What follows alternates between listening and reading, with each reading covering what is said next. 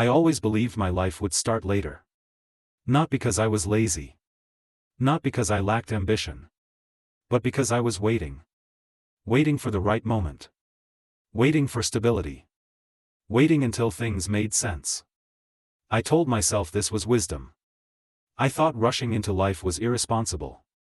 I watched people make impulsive choices, burn out, fail loudly, and I promised myself I would be different. I would be careful. Strategic. Prepared. So I waited. At first, waiting felt productive. I was learning. Building. Positioning myself. I told myself I was laying the foundation for something meaningful. That patience would protect me from regret. I didn't notice how slowly waiting became my entire personality. Every time an opportunity appeared, I asked the same questions. Is this the right time? Am I ready? What if something better comes later? Later became my favorite word. Later, when I'm more confident. Later, when I have more money. Later, when life calms down. Later felt responsible. Later felt safe. Years passed quietly that way. Nothing dramatic happened. I moved through life efficiently.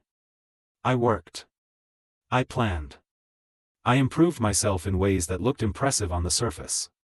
From the outside, I appeared disciplined. Focused. In control. Inside, I was suspended. I remember the first time I felt uneasy about it. Someone asked me where I saw myself in 5 years. I answered smoothly, career goals, stability, growth, all the right words. But afterward, I realized something disturbing. None of it felt real. It sounded like something I had memorized, not something I wanted. That scared me, but not enough to stop. I told myself doubt was normal. That uncertainty was part of the process. That clarity would arrive once I reached the next milestone. So I set another one. And another. Waiting became structured. Organized. Justified. I didn't realize that while I was waiting for my life to begin, it already had. And it was moving without me. I started noticing how often I said no to experiences that didn't fit neatly into my plans. Trips I postponed. Relationships I kept at a distance. Decisions I delayed until they dissolved on their own. I didn't choose against them. I just didn't choose. That felt safer. People around me moved forward in messy ways. They made mistakes. Changed directions. Took risks that didn't make sense to me. I watched them with a quiet sense of superiority. They're rushing, I thought. I'm being smart. But over time, something shifted. They accumulated stories. I accumulated reasons. One night, I was alone, scrolling through old messages, old photos, fragments of moments I had almost lived. I felt a strange heaviness in my chest and realized I couldn't remember the last time I had felt truly excited. Not cautiously hopeful. Excited. That realization felt like standing still while time rushed past me. I began to understand something uncomfortable. Waiting doesn't feel like doing nothing. It feels like preparation. And that makes it dangerous. Because preparation can last forever. I had built my entire identity around being someone who was about to live. Someone who was almost ready. Someone whose real life was just one condition away. That condition never arrived. Instead, time kept moving, indifferent to my readiness. The worst part was how invisible this loss was. There was no moment where I could say, this is when I lost my chance. No single door slammed shut. Just a gradual narrowing of possibilities. A quiet closing. I didn't feel old. I felt late. Late to my own life. Standing there one evening, watching a bus pull away without me, because I hesitated, because I thought maybe the next one, I realized how often that moment had repeated itself in my life. Not just with buses. With everything. That was when the thought finally surfaced, fully formed and terrifying. What if the right moment isn't coming? What if it already came, and left, while I was busy preparing? That question stayed with me. And once it did, waiting stopped feeling safe. It started feeling like a slow, quiet way to disappear from my own life. Once I allowed myself to ask that question, what if the right moment isn't coming? My life became impossible to ignore. Waiting stopped feeling neutral. It started feeling intentional. I began to notice how deeply my days were shaped by postponement. I didn't make decisions, I deferred them. I didn't reject opportunities, I delayed them until they dissolved. I wasn't saying no. I was saying not yet until never answered for me. That realization hurt because it removed my favorite illusion, that I was still in control. I wasn't. Time was. I looked back and saw how carefully I had framed my waiting as responsibility. I told myself I was protecting my future self. That I was avoiding mistakes. That patience was a virtue. But patience without movement isn't virtue. It's fear wearing discipline's clothes. I noticed how often I asked permission from imaginary judges in my head. Would this make sense? Would this look reasonable? Would this still be defensible if it failed? If the answer wasn't yes, I hesitated. And hesitation became my default state. The internal breakdown didn't arrive as panic or collapse. It arrived as pressure. A growing awareness that every year I spent preparing was a year I wasn't living. I felt it most at night.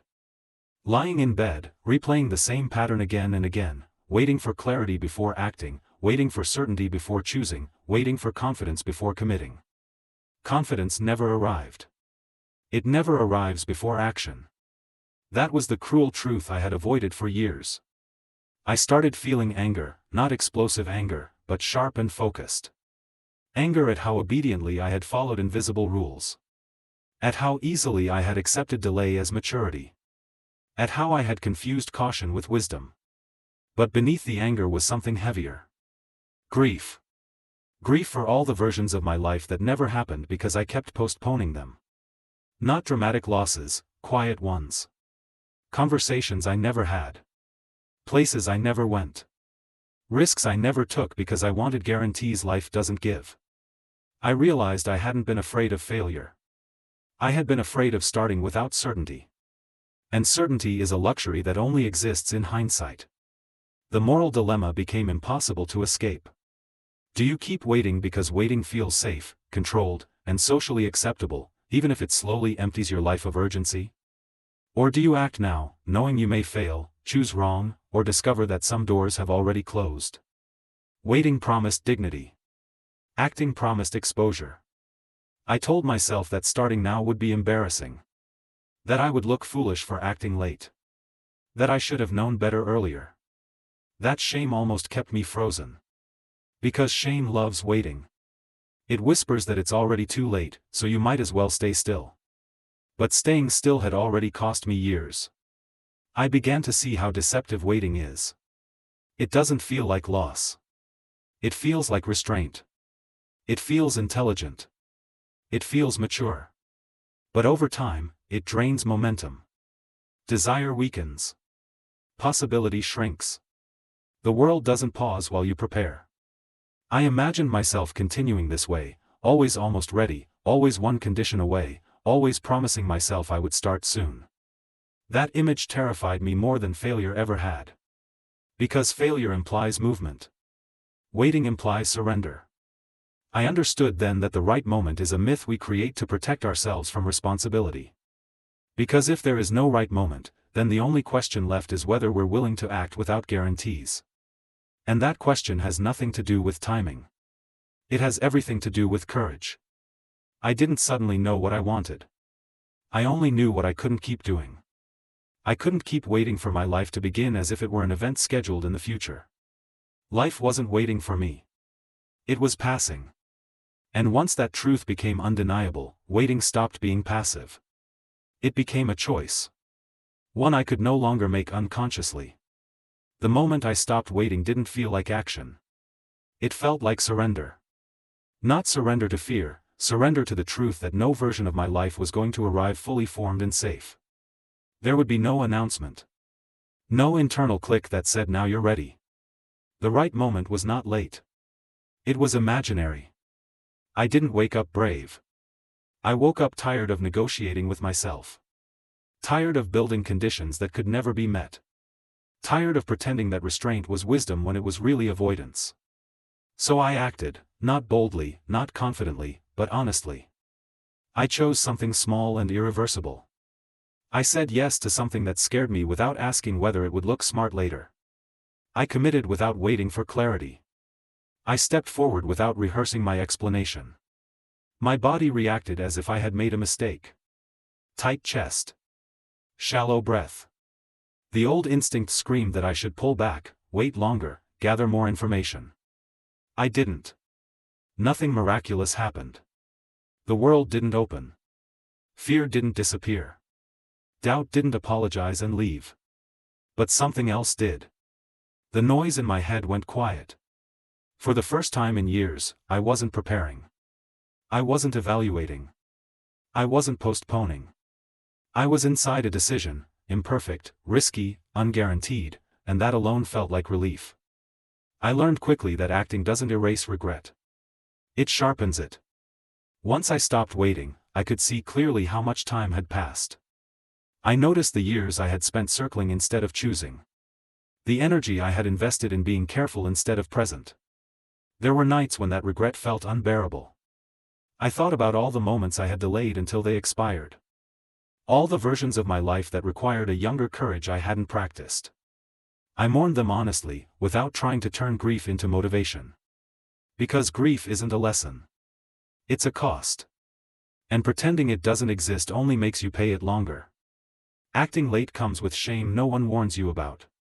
The shame of thinking I should have known earlier. The shame of starting something when others have already moved on. The shame of being a beginner when you expected to be established. That shame almost pulled me back into waiting. Almost. But I recognized it for what it was, fear trying to reclaim control by calling itself realism. Waiting had always felt dignified. Acting felt messy. Exposed. Vulnerable. But messy was alive.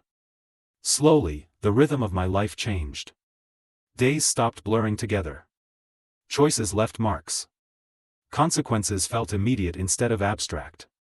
I could remember what I did last week, not just because it was busy, but because I had been present. I didn't become fearless. Fear walked with me every step. But it stopped deciding for me. I learned that confidence doesn't come before action. It follows it. That clarity doesn't arrive in advance.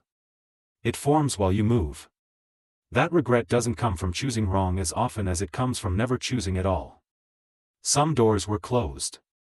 I accepted that. Waiting doesn't keep doors open.